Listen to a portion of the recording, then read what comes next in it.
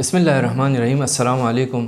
آپ دیکھ رہے ہیں قصہ ٹی وی اور آپ کی خدمت میں حاضر ہوا ہوں آج 15ویں روزے کے دن نقل ہونے والی دعا کے ساتھ۔ اس سے پہلے کہ دعا کی تلاوت کروں، آپ تمام مومنین کو آج کے دن کی مناسبت سے کہ سبت رسول حضرت امام حسن مجتبیٰ علیہ السلام کی ولادت کا دن ہے، آپ تمام مومنین کو، تمام عالم اسلام کو آپ کی ولادت کی مبارکباد پیش کرتا ہوں۔ عزیزان محترم، آج کی یہ دعا جو امام سے منقول ہے، بسم اللہ الرحمن الرحیم۔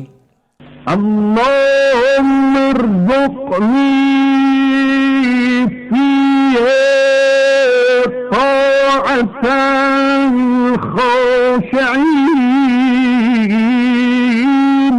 واشرح فيه صدري بإنابة المخبتين بأمانك يا أمان الخائفين۔ عزیزان محترم، بہت ہی مختصر سی دعا، معصوم امام کی زبان پر جاری ہونے والی یہ دعا۔ سب سے پہلا فقرہ امام کی تمنا، امام کی دعا، امام کی خواہش، اللہم ارزقنی فیہ طاعت الخاشعین، پروردگارہ مجھے خاشعین کی طاعت عطا فرما، وہ جو خشوع کے ساتھ تیری عبادت کرتے ہیں۔ عزیزان محترم، ہم کہتے ہیں خشوع و خضوع کے ساتھ نماز پڑھو، یہ دو جملے، دو کلمے ایک ساتھ استعمال کرتے ہیں، خضوع و خشوع۔ ان دونوں کلموں کا معنی یہ ہے کہ خدا کے سامنے انکساری اور عاجزی کا اظہار کرنا، اس معنی میں ہم استعمال کرتے ہیں، لیکن دونوں میں فرق ہے، خضوع اور خشوع میں۔ خضوع یعنی انکساری اور عاجزی، کس چیز کی انکساری، کس چیز کی عاجزی؟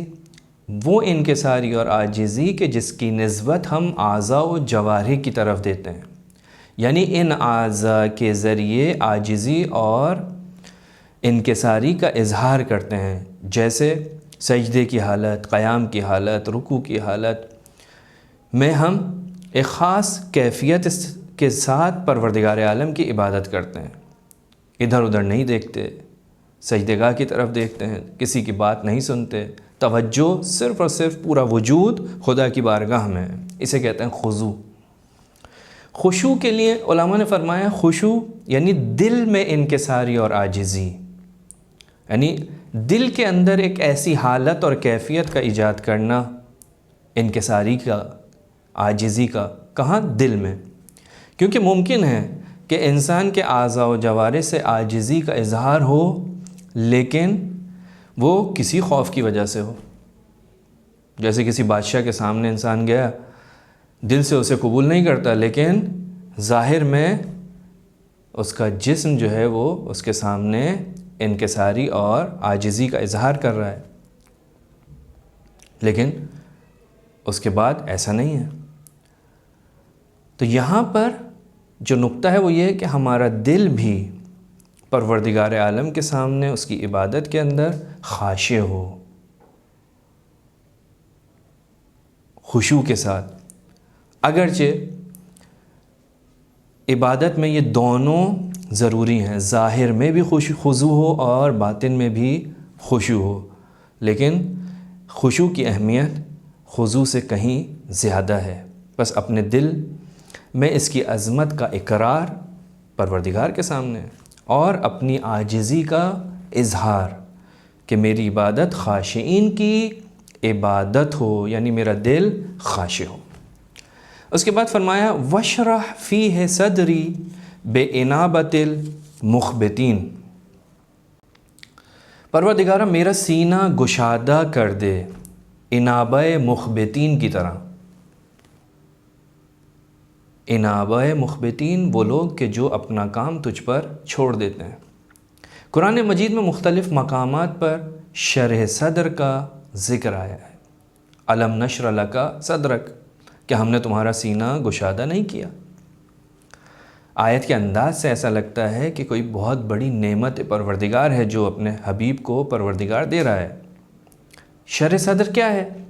روایت سے یہ اندازہ ہوتا ہے شرح صدر یعنی راہ خدا میں رنج و زحمت کو تحمل کرنے کا حوصلہ اور علوم و معارف الہیہ کو سمجھنے کی قدرت۔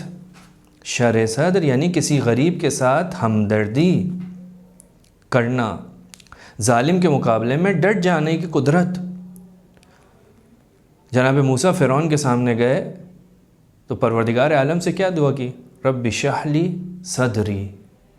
فرعون کے سامنے جانے کے لیے شرح صدر کی ضرورت تھی تاکہ اس کا مقابلہ کیا جا سکے، مصیبتوں و مشکلات کا تحمل کیا جا سکے۔